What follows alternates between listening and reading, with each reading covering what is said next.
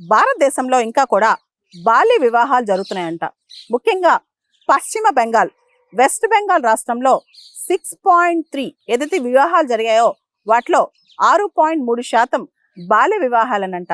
SRS sample registration system statistical report దీని ప్రకారం భారతదేశంలో 18 సంవత్సరాల కన్నా తక్కువ వయసున్న వివాహాలు ఎక్కువగా వెస్ట్ బెంగాల్లో జరుగుతున్నాయంట. వెస్ట్ బెంగాల్లో బాల్య వివాహాలు ఆపడానికి అనేక పథకాలు వచ్చాయి. ముఖ్యంగా కన్యశ్రీ ప్రకల్ప లాంటి పథకాలు వచ్చినా సరే పశ్చిమ బెంగాల్లో విపరీతంగా బాల్య వివాహాలు జరుగుతున్నాయంట. అఫీషియల్ డేటా కన్నా మించి జరుగుతున్నాయని కూడా అంటున్నారనమాట.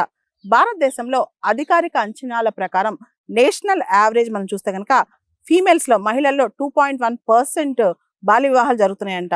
రూరల్ ఇండియాలో బాల్య వివాహాలు ఎక్కువ జరుగుతున్నాయి అర్బన్ ఇండియా కంటే.